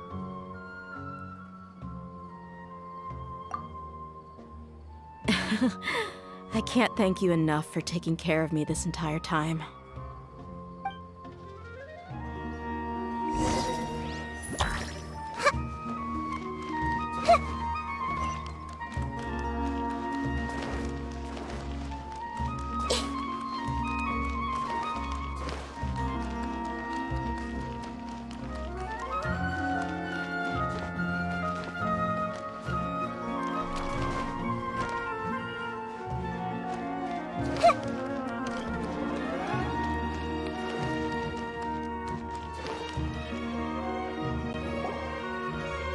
This rug here is quite something. The craftsmanship is exquisite, and the fabric is also of high quality. Ah, here you are. Finally, I found you. Hey! Aren't you that mercenary who bit his tongue? You can still talk? Wait, are you here to take revenge on us? What are you talking about? Do I look like I could take you all in a fight? I just came here to give you something. I'll be on my way to give myself up to the Corps after this. Once I woke up, I hurried to the Khan al-Ahmar's camp, hoping to alert them to your presence. But when I got there, I found no one except the members who were still too injured to move. Ah, so you probably got there after us. Yeah, they told me that they had exacted their revenge, and everyone had turned themselves in to the authorities. Even that last camp was not going to last for much longer. I had joined the cause to repay an old favor from Kusela. Now that everyone's already turned themselves in, I might as well do the same. One of the injured members gave this box to me, and told me that it contained some of the old man's last possessions. Everything left in the camp will get confiscated, so I figured I should get this to you before the Corps could get their hands on it. Thank you. No worries. We are all just living our own truths. There's no need to comment or judge anyone for it. So this box contains everything that Dia's father left behind. Huh. It feels lighter than expected. Well, back in the day, the first thing he did with any Mora was spend it on things like drinks and meat. But let's see what's inside. What's this? It's just a bunch of junk. It kinda stinks. Perhaps it's just been left unopened for too long. A handwritten copy of a storybook. The paper's already yellowed, and it looks like it's about to fall apart. It was against the Academia's rules to possess books for personal use. If he was going to break that rule, he could have at least copied something useful. That probably means this was really important to him. And here are a few bags of children's snacks. The packaging's completely deteriorated. Maybe that's where the smell was coming from. Did he get those for you? Yeah, but here's the thing, though. Even when I was a child, I was never a fan of these kinds of snacks. He'd always say that he got them for me, but in the end, he always ate more than I ever did. Who even leaves snacks in a box like this anyway? Isn't that just common sense? Forget it. Let me see what else is in here. A razor, some buttons, some round iron tiles, a wooden toy puppet, a wool scarf, which from the looks of it probably belonged to a woman, and a hair clip? Why are these things here? I'm suddenly feeling a little scared. I'm sorry, my lady, but this is just the kind of man he was. He probably saw this box as some kind of personal trash heap and dumped any and everything in there. 2 empty liquor bottles. Tell me, you guys, are these the kinds of things that a normal person would leave behind?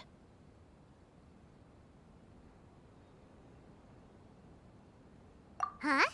There's something in the bottle! Oh, you're right. All right, I got it out. It seems to be a piece of paper with some writing on it.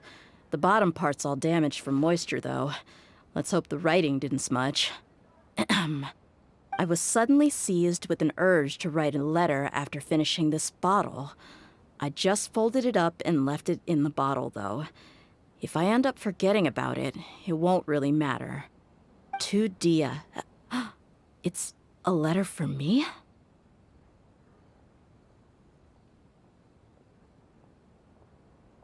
It's all right.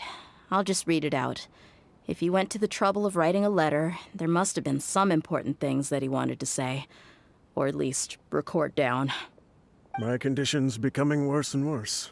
Can't even walk without a cane anymore, much less go out and have fun. Guess I don't have many days left. If you're reading this letter, then I suppose I'm already long gone. You were adorable as a baby. Everyone loved you. And regardless of whether you were crying or laughing, everyone enjoyed having you in the group. But once you grew a bit older, you were no longer nearly as happy or cute. It's probably Idrisi's fault. He was never up to any good. Can you believe this guy? He can point the finger at himself. Anyway, back to the point. To summarize, I'm writing this so you would know not to feel sad for me, even if you end up finding out the truth. The reason being that I was never your father to begin with. Wait, what? Surely, he must be joking, right? I don't know. I was quite formidable when I was young, and 100 times cooler than some so-called flame main. Really felt like the whole world was under my feet. With just a teeny tiny bit of effort, I felt I could rule over the entire desert. But as fate would have it, I went out into the desert for a drink one day and discovered a baby in the sands. It was you. You were just lying there, small and helpless. You were so tiny that if the wind blew for just a little while longer, you would have been buried forever. But your cries were so loud they made my head hurt. Now that I think of it, you really were a bundle of energy. Sounds like he's serious. I told Idrisi and the others that I had slipped up with a woman while out and about. None of them even doubted me. I'm sorry that I had to lie to them for so long, but I really had no other choice. I was their most esteemed leader, after all. It's not like I could just tell them that I suddenly wanted to play at being a father. At this rate, I'll puke up all the liquor I just drank from this bottle. Anyway, Dia, you possess the kind of freedom and kindness that we could only dream of. As far as how you should live your life, that'll be up to you to decide. That's the end of the letter. In the end, he was still thinking of me as a little child. I suppose, or I would have suffocated under the sand a long time ago. He was a good father to you. The fact that he wasn't a blood relative doesn't change that. Yeah, It's just a pity that we had to learn the truth of everything like this. Do you already have some ideas about the decision that he wanted you to make? I do. If he first found me alone in the sands, then I want to try my hand at finding the person who abandoned me.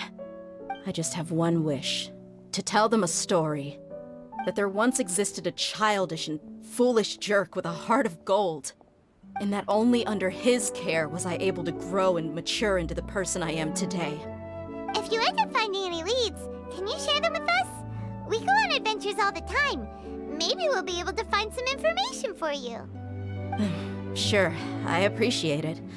I wasn't expecting you to be so enthusiastic. I'll help too. Thank you. All of you. Thank you so much. My life has certainly had its twists and turns, but I've always considered myself lucky. Because no matter where I've gone, I've always been surrounded by incredible kindness.